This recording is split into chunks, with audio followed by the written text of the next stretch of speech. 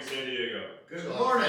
Good Happy morning. 5th of Happy July. 5th of July. 5th of July. 5th 5th of of July. July. Everyone had a good holiday. Hope so. I spent the day with the family. What did you guys do? Yeah, you know what? We are in America's finest city, folks, here in San Diego, California, and we watched a lot of fireworks. Went to Windansea Beach, and it was absolutely packed. I mean, I'm sure it was. absolutely packed. I'm sure it was. But it I clouds heard, went that away, and we had some sunshine. I heard they had the largest firework display on the West Coast in the Bay. I believe they did. I what they call that. did see that last night. Yeah. Yeah, I heard it was awesome. yeah. I didn't see it, but I pretended I did. I saw it on TV while I was watching fireworks at the house. There you go.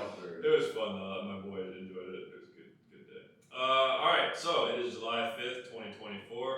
We are here with episode 10. 10 episodes now. Wow. So congratulations, anyone We're to getting us. We're making progress.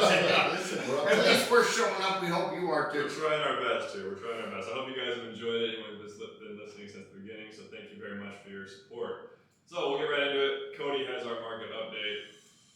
What is I going do. on? You always got market update. What's going on? I know you got something. All right, Real market- estate Give us something. Market update. All right, so active listing inventory Yeah, I is. told you I hate it. I thought you knew you'd have something. I got 3 points. I got Haba is what he's got right active now. market update. Oh, active listing. Oh man, the 30 couples haven't kicked in yet. All right, active listing inventory in San Diego County increased by 344 homes over the last couple of weeks, which is a 9% increase, reaching a total of 4,259. We're getting there, but we're still behind, right? Our pendings are somewhere around the 2,400 mark in San Diego County right now, as well. So know that. That's the count. That sounds like a lot of pendings. There are a lot of pendings. There's also a lot of. How many active listings you said? There are over 4,259. And when you run a pendings through the MLS for San Diego County, you're at 2,400. It's not. Is it counting pendings and active listings, or is that a No, total? it's isolated. Okay. Took out actives, took out contingents. Still on market, just straight pendings. Gotcha. You guys want to challenge me on my numbers? No, I'm just. I'm thinking we I'm might. just So what's curious. that give us for a month's supply of inventory right now? Well, that gives you a pre-pandemic level average of 2017. Okay. So we got just a few months supply of inventory probably. If we're selling, if we have about half an escrow right now. Mm-hmm. Interesting. The pre-COVID average inventory from 2017 to 2019 was 6,823 homes. So about 7,000 homes used to be for sale on an average, in an average We're market. like 3,000 down from that. So we're down over 50%, or about 50%. Okay.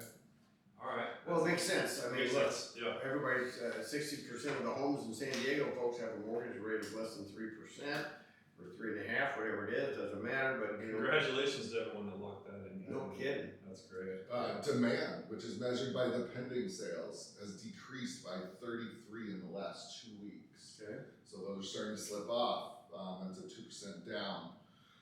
And the expected market time, or the number of days it takes to sell all listings, increased from 61 to 67.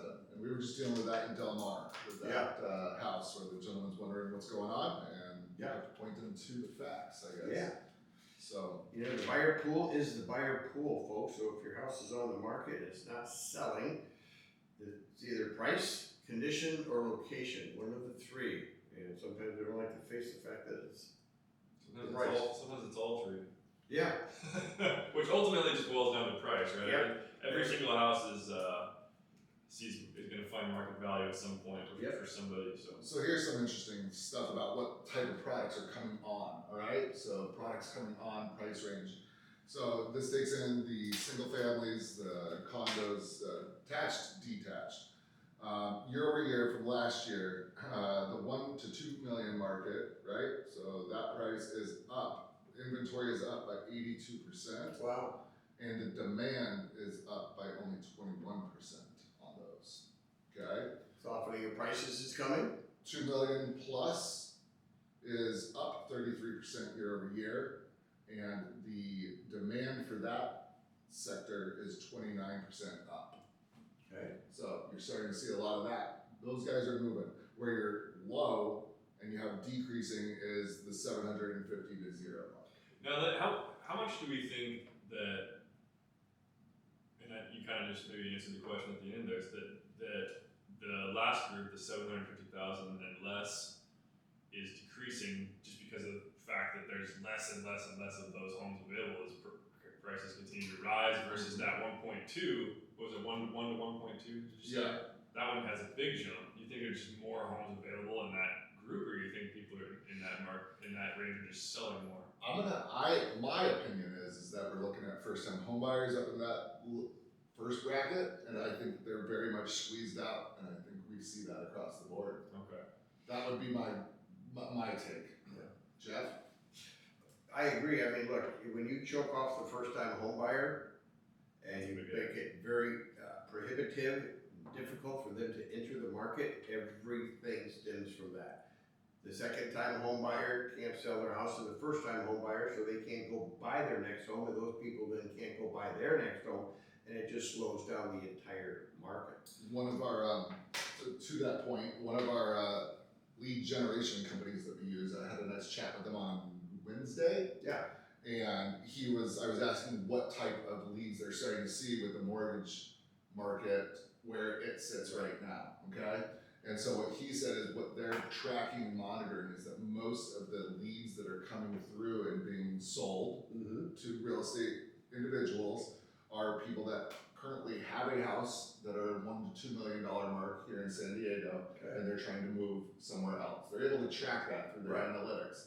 He said the entire first home buyer's market is choked off. Yeah. He said that the mortgage applications with the people strapped to those coming in trying to buy first time houses or whatnot, that's he said you won't be seeing any of those. I don't think I've done it, honestly, I don't think I've done a first time buyer, definitely not a single family in probably 2 years plus. So the people that you work at, are they owning a home that, what, you just sold one for 2 points? Yeah, they sold they moved from Boston. They sold a home in Boston, And then bought I it don't here. know, 6 months ago, something like that. Because I mean, that's really what's stifling the whole market. Hello, government officials and banking officials, just unfreeze the first time buyers, get their rates down to where, these people can absolutely afford a home without, selling blood every week, Inflation. We're going to talk about that a little later in the show, folks. We're going to talk about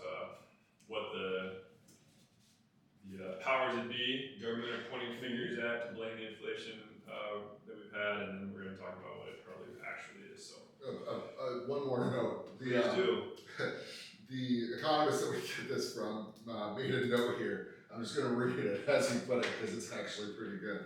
So he says, many sellers are approaching the housing market as if nothing has changed. They're stretching the asking price and testing the market. Unfortunately, and then he puts it in all caps lock, bold letters, overpriced homes are much more common today. And the times they are change.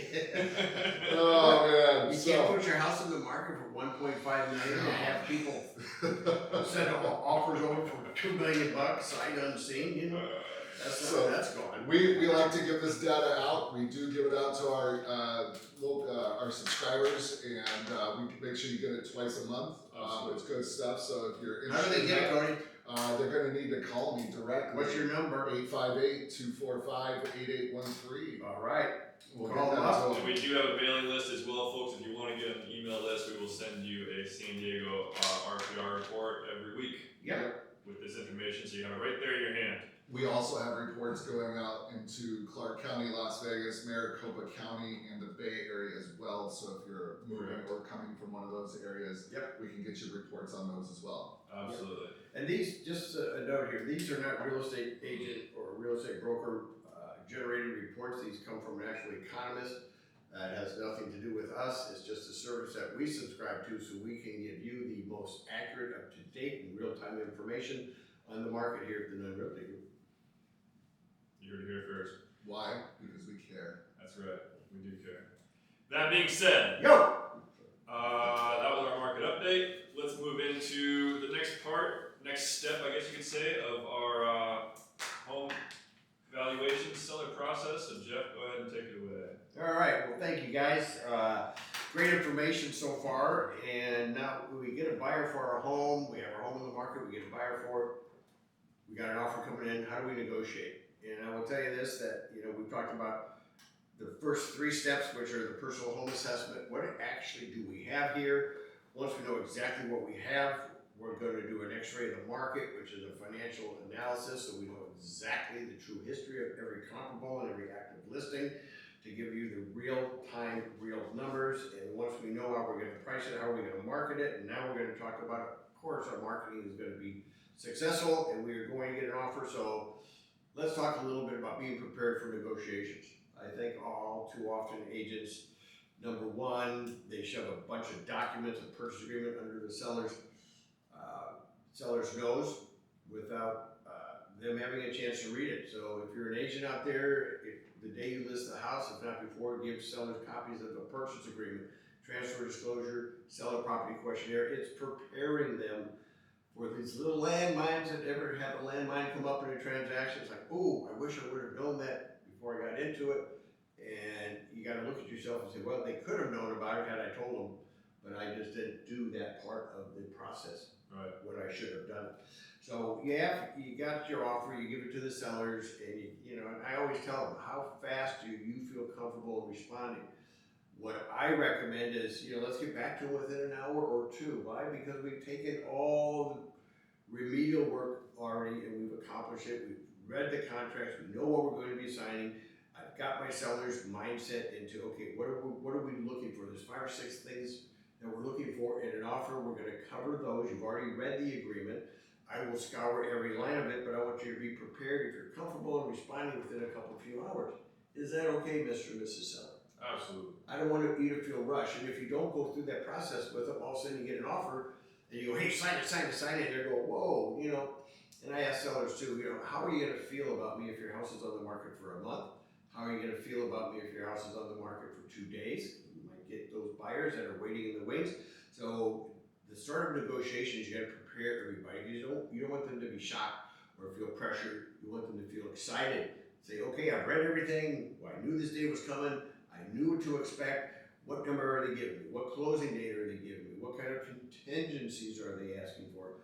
What other kind of concessions are they asking for me to give me the money, or you know, closing cost concessions or whatever. I don't want anything, if possible, to be a surprise to a seller when an offer comes in. And also, you got to be aware too that chances are, when an offer comes in, it's probably not going to be a valid offer.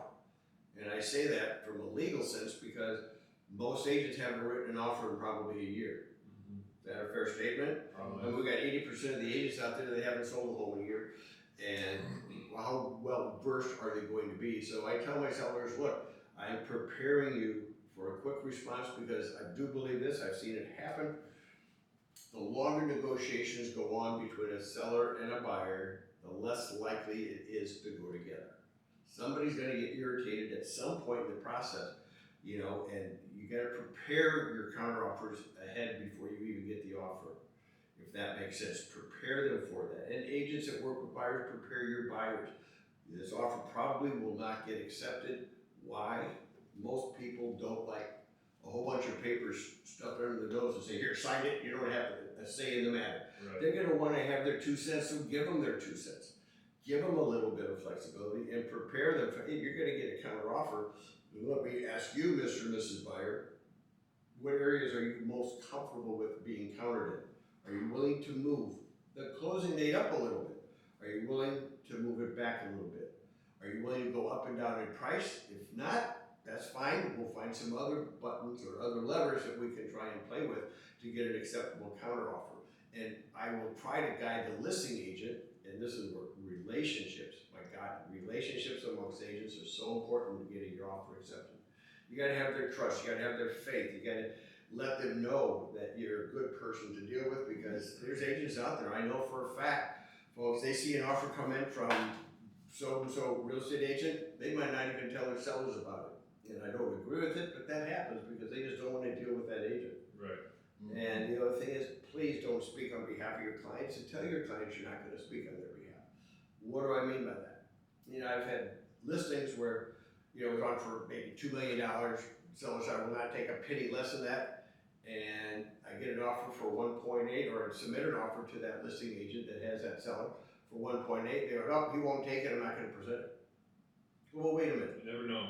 Number one, you never know. Number two, you have to by law, Right. but you never know. Get the listing agent on your side. It's not about being right, it's about getting the two people together. And our opinions are our opinions, but they shouldn't be the end all and be all in negotiations. After all, it's their money. Never, and I tell the seller this, if you say you will never take $2 million or less than $2 million for your home, that's fine, but I want you to mean it. Because what if I get an offer in a month from now, and I'm gonna have this conversation with them, what if I get an offer for 1.9? Do you want me to summarily reject it on your behalf, or would you like me to present it to you, which I have to by law? And by then, maybe their mindset has changed, folks. Don't prejudge and don't think everything they tell you is actually gonna happen. So do your negotiations with, be prepared. You don't have to be Henry Kissinger in these things. You just have to make sure that you're relaying everything as it is to the sellers accurately. You have to be the, calming force. Don't be disgusted if an offer comes in for 1.7 on a $2 million listing and you don't have any other offers, because I'm gonna look at you and I'm gonna tell you, well, it's better, Mr. and Mrs. Seller, than the other offer. Then I hear crickets. They go, what other offer? I go, well, that's my point. There is no other offer. So let's deal with these people. I mean, we're $1.7 million more than the other offer. Yeah. You know, and it sounds kind of flip and facetious, but it does kind of wake them up a little bit to say, hey, you're right. You know, lightning doesn't always strike twice. And sometimes sellers, hey, my neighbor's house sold for that, I'm gonna get that or more. Well, I call that lightning. Yeah. You know, different buyers, different motivations, somewhat different home, maybe minimally, but yet different. Especially in La Jolla. In La Jolla, Yeah, absolutely. La Jolla. So negotiations are one of those things where, you know, you don't wanna get emotional, like your sellers get emotional, but if they are prepared, I'll guarantee you this, they're not gonna be that emotional because they've already experienced it, because you've discussed it with them that this could happen, that could happen. It doesn't feel good, but don't get upset about it. It's just the other side and how they're thinking right now. So, you know, you have to respond quickly, in my opinion. You have to do it in writing. And I know too many agents that will do this. Hey, Mr. and Mrs. Seller, got an offer in your house. I'm gonna send it over to you. You know, let me know what you think. Let me know what you wanna do. Bullshit, don't do that. You go sit down and talk with them if you can in person. I know we're all fast, but this is what we do. I can change a seller's attitude or a buyer's attitude if I'm sitting with them, discussing it and reading their body language, saying, okay, but we said this before, now you're feeling this, talk to me about that. I mean, these are big transactions. We want them to go together, but I will tell you this, most agents, I give us 5 out of 10 on negotiations. And I'm not being critical, I'm just being honest with what I've seen in over 40,000 some transactions or whatever it's been. I think I just lied, I think it's 20,000. 20,000. Okay, I doubled that. Anyway, It's okay. but anyway, it's been a boatload. And please, as a good agent, you know, check the lending, check the loan officer, talk to them, find out if this stuff is actually as presented to you, because oftentimes it's not. And if a listing agent would make a call to the buyer's loan officer to say, hey, are they underwritten? That's what I want to know. Are they underwritten? Greater chance of the transaction not falling through. But I don't know if that's helpful, but just take a close look at every line of the offer. Make sure you read through it, because there's times where an agent, believe it or not, an agent would do this. They might slip something in under other terms on the agreement. Well, in that, Yes. to that, so You did. I was a part of a transaction where the listing, we were representing the buyer on a very two-three transaction. It was a bigger custom house Right. out in Florida, and we had marked on our offer that we were gonna go inspections for general purposes only. Right. However, inside the contract, the last paragraph of this contract, the FAR in Florida specified that the sellers had to have all things, and this was how the lawyers had drafted it, that Right. all things must be in working order as when seller bought the house. So everything that we found on our list Right. when we did our inspection, it needed to be remedied. I mean, these were doors where Sure. they needed to be done. And unfortunately, the seller's agent, the listing agent, did not walk through The what agreement with she the sellers, and the saw. sellers weren't prepared. And the sellers got very upset with ex-agent, and then I in turn got a phone call for what kind of shit is this, excuse me, but you gotta walk through the contracts, you gotta read them, because we weren't trying to pull anything off. That's just But a contract you use. They were structural, and we were saying that, these are structural issues Right. with your house, and this is, we're gonna go to that. So you gotta walk through these contracts, cause like you said, something is inside of it. Yep. And most of the time, people look at money and the term of how fast it's going to close. How fast am I going to have this Right. and be done with a headache without looking at the other Yeah. beauties Well, inside? we're supposed to be professionals, and that means, and I tell every buyer, never sign a form you haven't read first. Tell the sellers the same thing, and we are the ones responsible for the education and preparedness of our clients and buyers and sellers, and not just wait to see what happens. And I hear that all the time from agents. Well, I'm gonna send the offer to the seller, I'll give the counter to the buyer, hey, let me know what you wanna do with it. No, you're supposed to be leading them through the transaction and getting them to come to a consensus on, what feels good to them. If it doesn't feel good, then don't buy it. But if it does feel good, it's emotional, sign it, you'll be fine. Be there for your clients. How often do you think all parties to the transaction of buying a house will close and all parties are content with what they got? Oh, I would say, an overwhelming majority of them, otherwise we'd really be in trouble. But look, when you got 25% of the transactions canceling after they open escrow, it typically can be pointed back to a false start. I'll say it that way. They weren't quite ready to sell it. They weren't quite ready to buy it. The money wasn't in their bank account. It's coming in from overseas. Did we verify that? There's all sorts of things that can come up where a buyer, after the first 2 weeks, they got 17 days, 21 days for the loan, and a lot of stuff can come up. It's called buyer rigor mortis. It's an actual term in real estate. They just freeze up, they lock up, they realize what they did. They just weren't ready to buy. That's all. And, sometimes it's the agent's fault. Sometimes it's just the client's. Right. But if you're a good agent and you do your craft well, Yeah. You should mitigate most of these issues. Yeah, before they start. absolutely. So any more tips on negotiations, let me know, be happy to chat with you. All right. Thank you, Jeff. Cody, anything to add? happy 5th of July. Happy 5th of July. That's smart. Dang right, All baby. Perfect. All right, let's move on to sort of the story of the day. So, we kind of touched on this a second ago when we were talking about the market update. So, this is an article from CNBC. It's talking a little bit about the upcoming election and all that kind of stuff without getting too overly political here. But it's talking about the housing crisis nationwide and everything else, and how people can't afford their rent, and can't afford this, and can't afford that, right? Okay, so what it's pointing the finger at almost entirely is strictly housing, right? So it's blaming the landlords and all these kinds of things, right? So Sure. how much of this do we think of this issue that we created and talk about first-time buyers not being able to get into the market and thing is strictly housing, and how much is part of the grander scheme of what we're seeing in general here?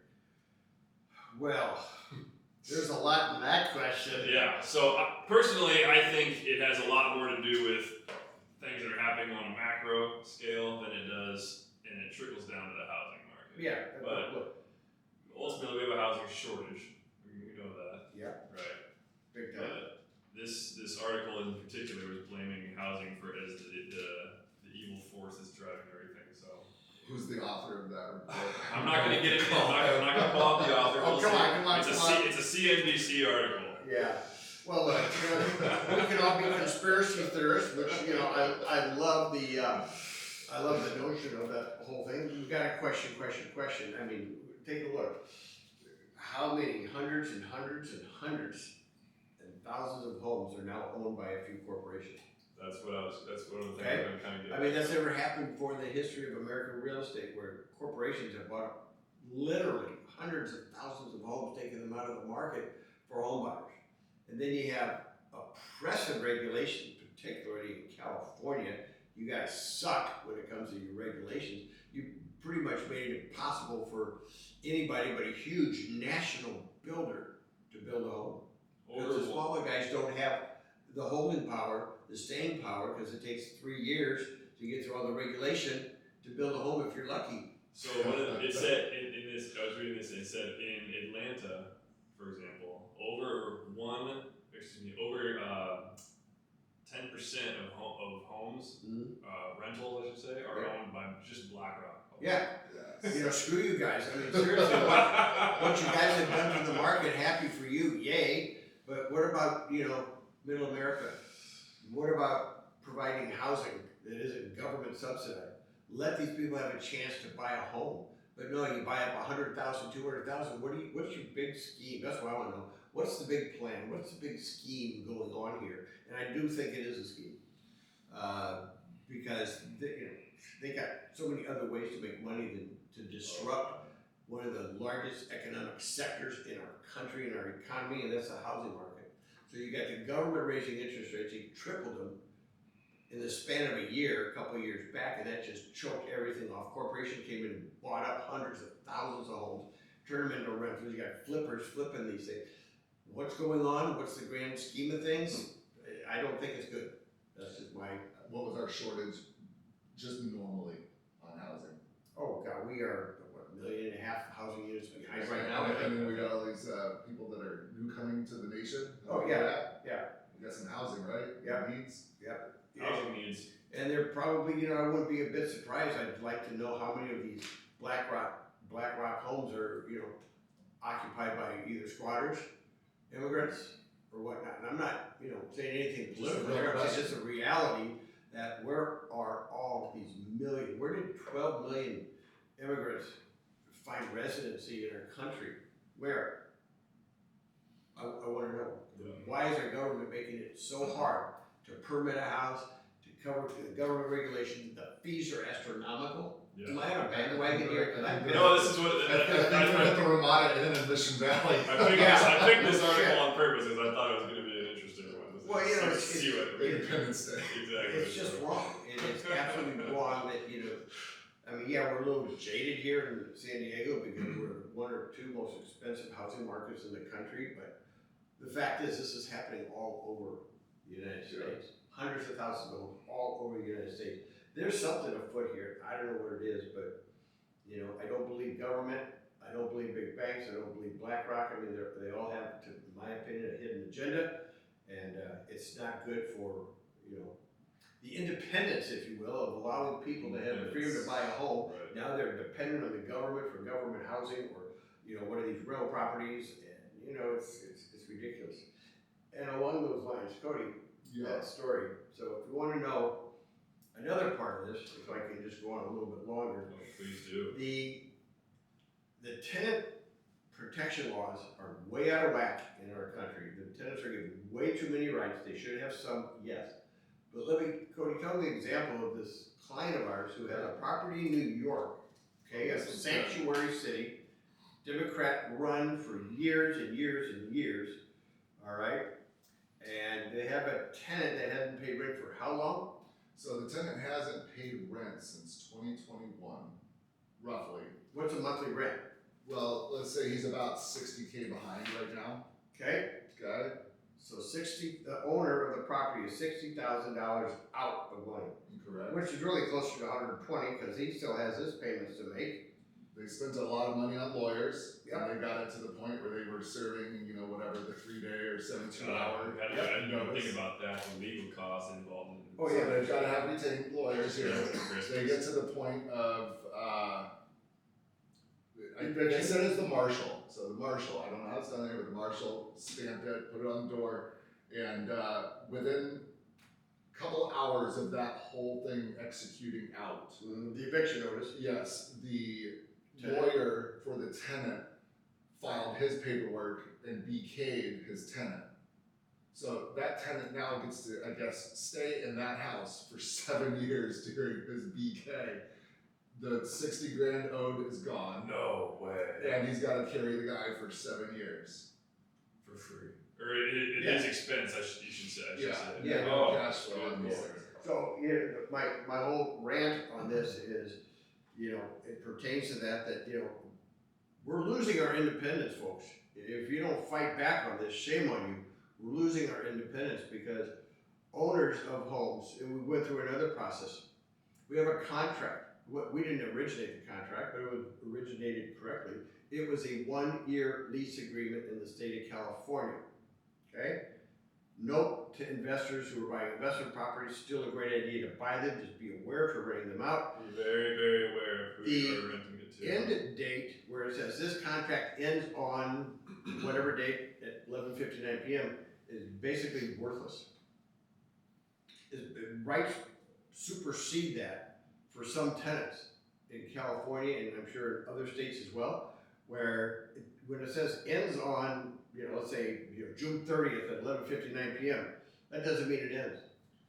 And then you have to hire attorneys, and they don't take it less than about a minimum of $5,000 retainer if you can get one to call you back. All right, I mean, it's just asinine. So with that, there was 2 breakouts. Yeah. Because we were on the phone with the lawyers for this. So if you are a multi-unit tenant owner, landlord, Yeah. okay, so you have, I think it's more than 3 properties that you lease out. I think it's 3 or more. This instance was a single person renting out a house. There is a form that California has, which is called the rent cap just cause. Right. All right, so you can have an exemption if you are a small landlord, Right. which then you do not have to provide a just cause. The tenant signed the document, Right. and is pushing the agenda of the tenant is to say what is the cause. Right. Well, the form he signed was a exemption form for this landlord, right? Right. So he's at the tenant is asking for what is the reason, and there are 3 reasons Right. that a mega landlord could do this. Landlord that owns more than 3 or 4. 3, okay? And with that, and that number might be a high by 1, but we'll go with it. So the just causes allotted, and then we'll get back to the contract, but the just causes that are allotted are you're going to move into the house personally as a landlord, you're going to sell the property on open market, or you're going to extensively renovate the property. Right. The exemption form, rent cap just cause, what it did is it made it so that she had to provide, well, now I'm getting into it, but now she did not have to provide a just cause for the move out. Now, going back to it, there is a contract in play that had a beginning date and an end date. So we have what? A contract. Right. And the tenant is not understanding this, and the landlord needs to get a lawyer no matter what. Has gotten a lawyer, delivering notice today. And that has to play out like that. You can't just go by the wind here. Right. And she cannot accept money from it. Right. There's deposits on the line. It's a mess, and it's not in the favor of the landlord when these people own these houses. Yeah. That's what's scary. And that's what we're talking about here, folks. Is we're not necessarily pro landlord. We're not necessarily anti-tenant. We're about what's fair. Fairness. Right? It's about what's fair. So if someone has worked hard and done what they need to do to own a property, and it's part of their business, and they rent this property out, they're providing housing for someone at a rent, of course. Okay, I get that. Yeah. But such is life, right? And the trade-off is that this renter holds up their end of the bargain, and that's where this breakdown comes from. Yeah. And that's what gets us fired up, which is why I picked this article, because I thought it'd be interesting after the 4th of July. In what world does it make any kind of frickin' sense whatsoever that if somebody owns a home and they're Somebody else not can living come in in it, and essentially take other it people from- can go in and squat, and you can't That's get them not- out? That's not right. I get their ass out in about 45 seconds, and it cost me a quarter with my Prince, Springfield Arbor. Johnny Walker. You know, bring Smith and Wesson along. No, I'm serious. I mean, in what world does this make sense? That somebody else can squat in somebody else's home and you can't get them out? I mean, aren't they trespassing? It's bizarre. You can even do that now. Let's say it's not a rental. I can maybe bring this up next week. Even your home, Let's say your homestead. let's say you go on vacation or something Yeah. like that. You're gone for, and I'd have to double check. You're gone for over a couple of weeks or something like that. Someone can technically, legally move into your home and squat there. Yeah. while you're just away Order some Uber on pizzas. vacation. Hey, let me share my house with everybody. You know. Isn't that amazing? I think it's time. See, it's just about what's fair, and that's Yeah. all right. Well, in And my There's a world, lot of inventory out there that's owned by BlackRock. Go use their houses That's for that. that. Yes, exactly. I'm sure No, they got people to deal with I'm that. glad you brought this up today because I've been, the last couple of days, I've been watching reruns of The Sopranos. And I'm telling you, the world would be a lot better off if we all became a little bit more Tony Soprano here when you settle shit.